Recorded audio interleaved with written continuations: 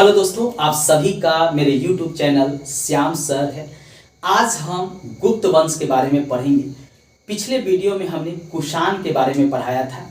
आज हम गुप्त वंश के बारे में डिटेल से पढ़ेंगे कि गुप्त वंश के संस्थापक कौन थे और कहाँ से आए थे। चलिए पहले एक भारत का हम मैप बना लेते हैं। ये भारत का मैप बनाना इसलिए ज़रूरी है ताकि जो है आपको जो है आसानी से चीज़ों जो है समझ में आ जाए। देखिए ये भारत का एक मैप हो गया। इधर जो है एक छोटा सा देश है पाकिस्तान और इधर अफगानिस्तान है। कुषाण जो थे उनका क्षेत्र जो है अफगानिस्तान, पाकिस्तान, भारत तक था। इसमें जो है नेपाल का भी क्षेत्र शामिल था, कुछ तिब्बत का भी क्षेत्र शामिल था। तो कुषाण वंश के ही ये सामंत थे। कौन? गुप्त शासक, यानी कुषाणों के सामंत गुप्त शासक थे जिनका नाम था श्रीगुप्त, जिसने सबसे पहले गुप्त वंश की स्थापना किया था। ठीक है, चलिए गुप्त वंश के कौन थे संस्थापक? तो ये थे श्रीगुप्त। ये कौन थे? कुषाण के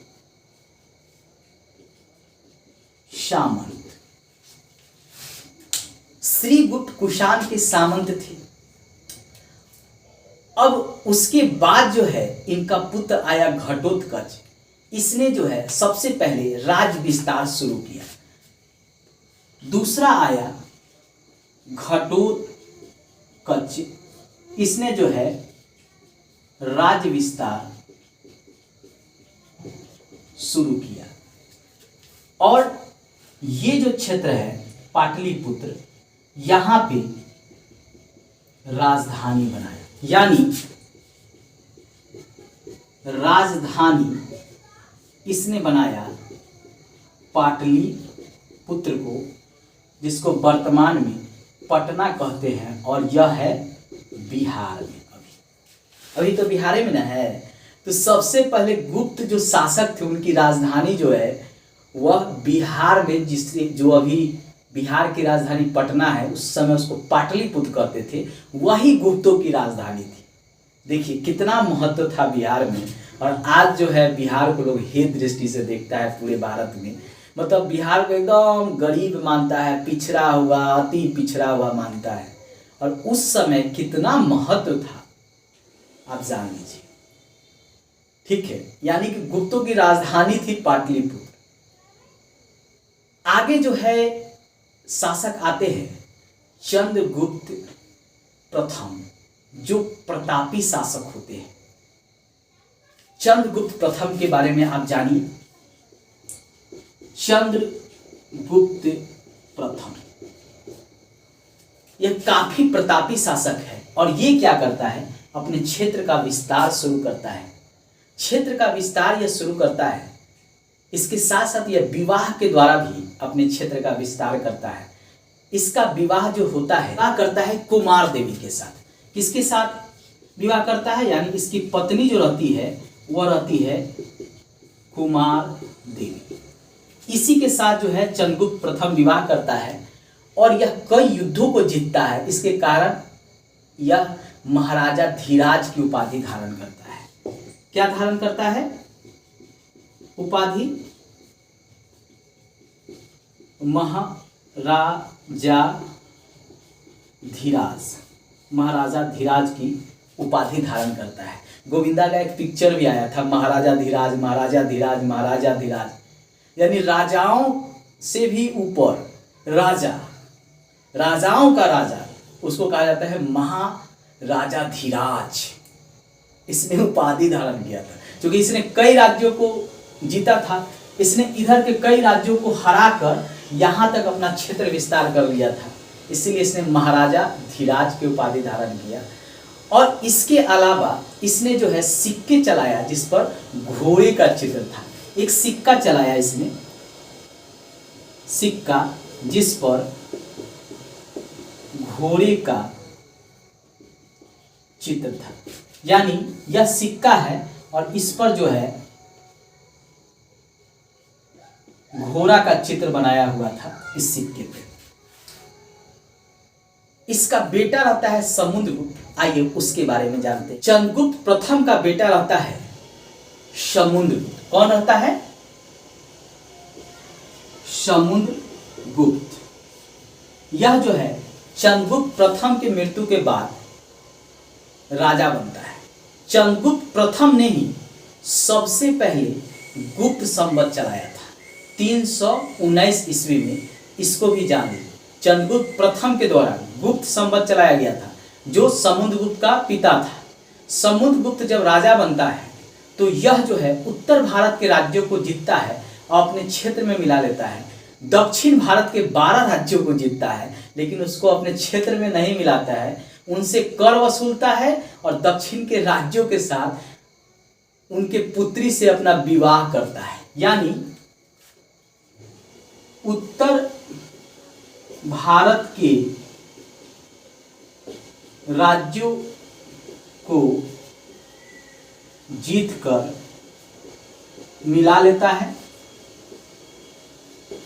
दक्षिण के 12 राज्यों के साथ ये शर्त रखता है। क्या शर्त रखता है? पहला, 2 शर्त रखता है। पहला, प्रत्येक वर्ष कर दे। दूसरा, अपनी पुत्री का विवाह करे। किससे? समुद्रगुप्त से। मतलब बहुत चालाक शासक रहता है। ये जानता है कि अगर हम उत्तर से दक्षिण भारत जाएंगे शासन करने तो हमेशा विद्रोह होते रहेगा। जिस तरह मोहम्मद बिन तुगलक और औरंगजेब जो है उत्तर से लेकर दक्षिण तक जीता, अब बार बार उसके राज्य में जो है विद्रोह होता रहता था और बार बार जो है वो विद्रोह दबाने के लिए हमेशा युद्ध अभियान का नेतृत्व करता था। पूरी जिंदगी जो है उसका लड़ते झगड़ते चला गया।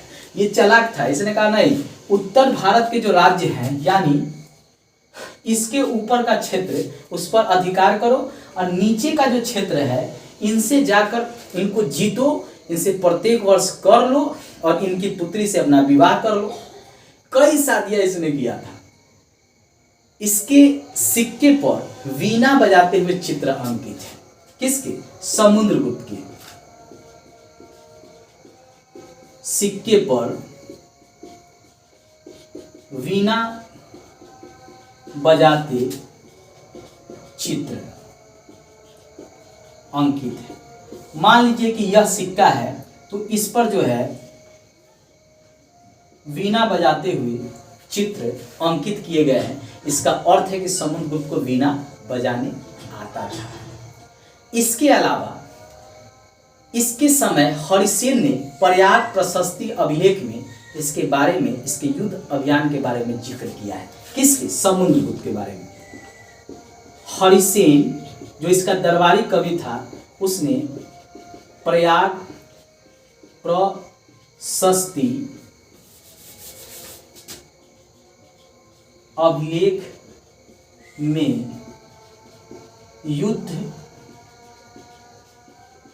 अभियान के बारे में वर्णन किया है। मतलब किस तरह इसने उत्तर भारत में युद्ध किया, किस तरह इसने दक्षिण भारत में युद्ध किया और किस तरह जो है दक्षिण भारत के राज्यों को हराकर उनके पुत्री से विवाह किया और उसको जो है अपना ससुर बना लिया दक्षिण भारत के राज्यों। मतलब लोग 1-2 विवाह करता है उसी से परेशान रहता है पत्नी से, और इसने कितने सारे विवाह किए। ठीक है, इसको V.A. स्मिथ ने भारत का नेपोलियन कहा है। कहाँ का? भारत का। V.A. स्मिथ जो है एक अंग्रेजी इतिहासकार रहते हैं और जब वह इसके बारे में पढ़ते हैं, जानते हैं, तो कहते हैं बाप यह तो बहुत बड़ा विजेता था, यह तो नेपोलियन की तरह विजेता था। तो इसको नेपोलियन से तुलना कर देते हैं, कहते हैं कि यह जो है भारत का नेपोलियन है। प्राचीन भारत से लेकर आधुनिक भारत तक जितने भी राजा हुए हैं उसमें यही एक राजा है जिसको नेपोलियन का दर्जा मिला हुआ है और वी स्मिथ के द्वारा दिया गया। बार बार जो है यह प्रश्न पूछा जाता है, ठीक है, तो इसको याद रखिएगा। VVI मैं कर देता हूँ। ये बार बार पूछता है, ये बार बार पूछता है, ये बीना बजाते हुए बार बार पूछता है। और दक्षिण के कितने राज्यों को जीता? तो 12 राज्यों को, ये बार बार पूछता है। इसको आपको याद रखना है। चंद्रगुप्त के बाद उसका बेटा चंद्रगुप्त द्वितीय, जिसे विक्रमादित्य के नाम से जाना जाता है, राजा बनता है। चंद्रगुप्त द्वितीय, इसे विक्रमादित्य के नाम से भी जाना जाता है और कहा जाता है कि यह भी समुद्रगुप्त की तरह प्रतापी शासक था। इसने क्या किया था कि कई राज्यों को जीता, यानी यह विवाह के द्वारा और युद्ध के द्वारा भी अपने क्षेत्र का विस्तार किया था। और इसने जो है शक शासक को हराया था। पहला जो है इसने शक शासक को हराकर चांदी का सिक्का जारी किया। शक शासक थे, उनको यह युद्ध में हराया और फिर जीत के खुशी में इसने चांदी का सिक्का चला दिया। यानी एक सिक्का चलाया जो चांदी का था और उस पे अपने जीतने की खुशी के बारे में वर्णन भी करवा दिया था। यानी हमेशा एग्जाम में पूछता है कि चांदी का सिक्का किस गुप्त शासक ने चलाया? तो चंद्रगुप्त द्वितीय के द्वारा चलाया गया। क्यों? तो शक शासक पर विजय के उपलक्ष्य इसने अपने पुत्री का विवाह किया था। इसकी पुत्री थी, उस पुत्री का नाम था प्रभावती देवी। प्रभावती देवी, इसका विवाह किया था रुद्र सिंह द्वितीय से, जो शासक थे गढ़वाल के। और उनकी मृत्यु होने के बाद उस क्षेत्र को भी इसने अपने अधिकार में ले लिया था। इसने लौह स्तंभ का निर्माण किया था। लौह स्तंभ का निर्माण किया था जो वर्तमान में महरौली दिल्ली में पड़ता है में स्थित है। इसने एक लौह स्तंभ बनाया जीत के खुशी में, जो महरौली में स्थित है, जो दिल्ली में है। और वह इसलिए जाना जाता है कि जो लौह स्तंभ था वह लोहे का है, परंतु आज भी उस पर जो है काले रंग के जो पॉलिश किए गए हैं उसके कारण उस पर जंग नहीं लगा हुआ है। आजकल का जो सरिया होता है, लोहा होता है, 2 मिनट में गल जाए, लेकिन उस जमाने का लौह स्तंभ बनाया गया आज तक जो है वह उसी रूप में स्थित है। अभी तक वह नष्ट नहीं हुआ है, उसमें जंग नहीं लगा है। यही जो है इतिहासकारों के लिए, वैज्ञानिकों के लिए खोज का विषय बना हुआ है। इसके समय आर्यभट्ट, जिन्होंने आर्यभट्टिका सूर्य सिद्धांत नामक पुस्तक की रचना की। और इस पुस्तक में उन्होंने क्या क्या बताया आर्यभट्ट ने? एक तो दशमलव के बारे में जानकारी दिया आर्यभट्ट ने। दूसरा, सूर्य के चारों तरफ ग्रह परिक्रमा यानी चक्र काटते हैं। ये सूर्य है, ठीक है। और इन्होंने पहले ही बता दिया कि इसके चारों तरफ, जैसे ये बुध हो गया, यह जो है शुक्र हो गया, यह पृथ्वी हो गया, यह बृहस्पति हो गया, ये शनि हो गया, ये अरुण हो गया, ये वरुण हो गया। ये जो 8 ग्रह हैं वह सूर्य की जो है परिक्रमा करते रहते हैं। इसके बारे में सबसे पहले जानकारी जो है वह जो है दे दिया आर्यभट्ट। बाद में इसकी जो है वैज्ञानिक खोज किए और आर्यभट्ट को लोग भूल गए। इसके बुक के बारे में हमेशा पूछता है कि इसके बुक का नाम क्या है, तो आर्यभट्टिका और सूर्य सिद्धांत। ठीक है, ये बार बार एग्जाम में आता है, पूछता है इसके बारे में, इसमें क्या वर्णन है। तो एक तो सूर्य सिद्धांत में जो है सूर्य के चारों जितने ग्रह हैं 8 ग्रह उसके बारे में है, और एक है कि दशमलव प्रणाली सबसे पहले इसी ने बताया था। इसके अलावा इसके समय चरक भी थे, किसके, चंद्रगुप्त द्वितीय के समय जो चिकित्सक थे। ठीक है, चरक। इसके अलावा जो है धनवंतरी थे,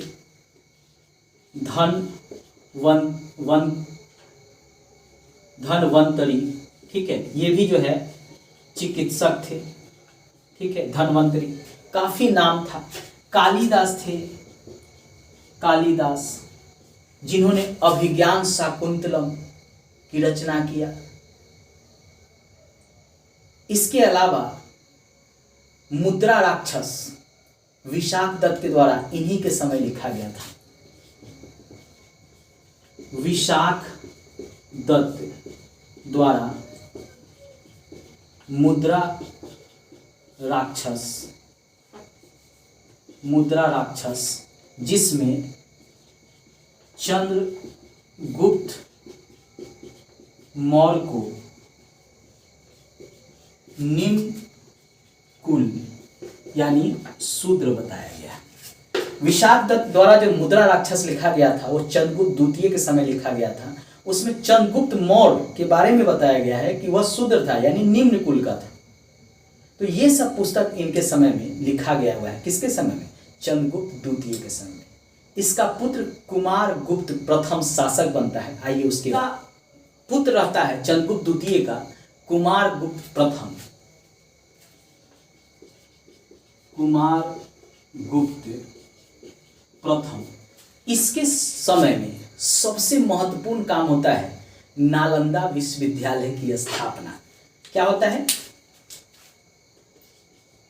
नालंदा विश्वविद्यालय की स्थापना।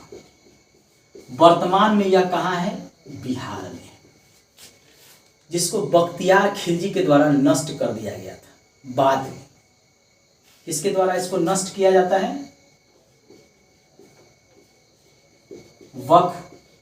बख्तियार खिलजी के द्वारा जो है इसको नष्ट कर दिया जाएगा।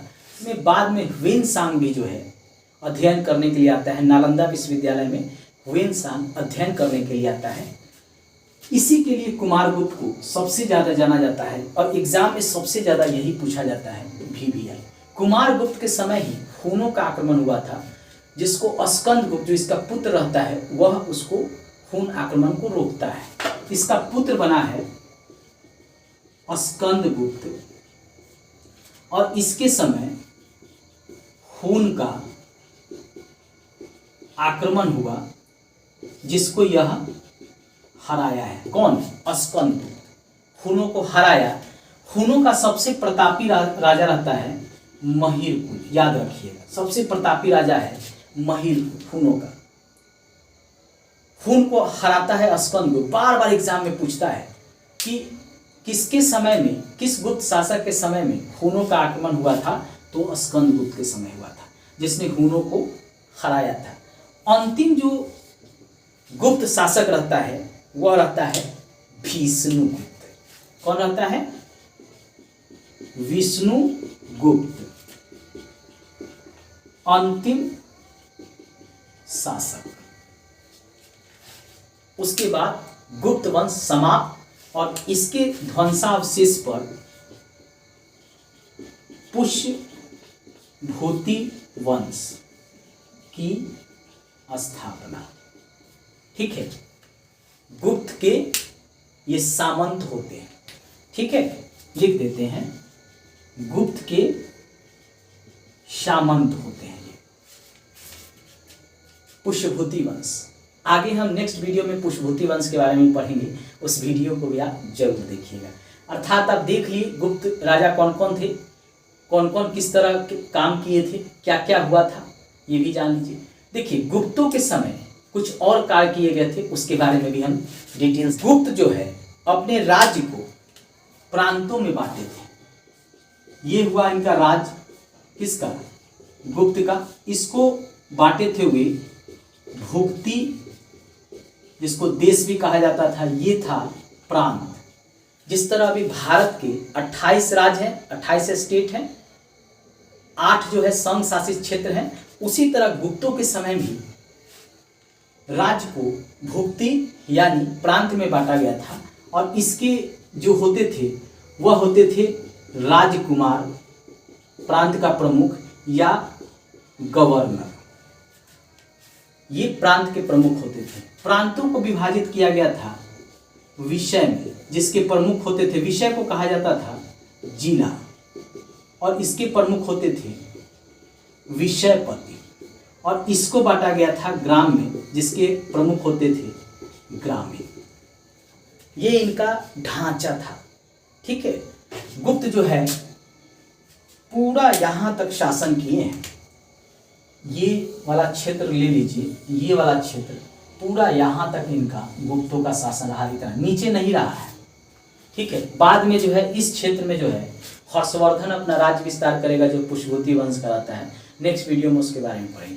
ये कर लेते थे, कर, चूंकि आयकर भी होगा, भूमि से ही कर होता था, तो ये इनका कर होता था। देखिए ये कर लेते थे 1/3 भाग, किसका? भूमि का। बार बार ये पूछता है कि कितना कर था गुप्तों का? 1/3। इसे स्वर्ण काल भी कहते हैं। गुप्तों को स्वर्ण काल,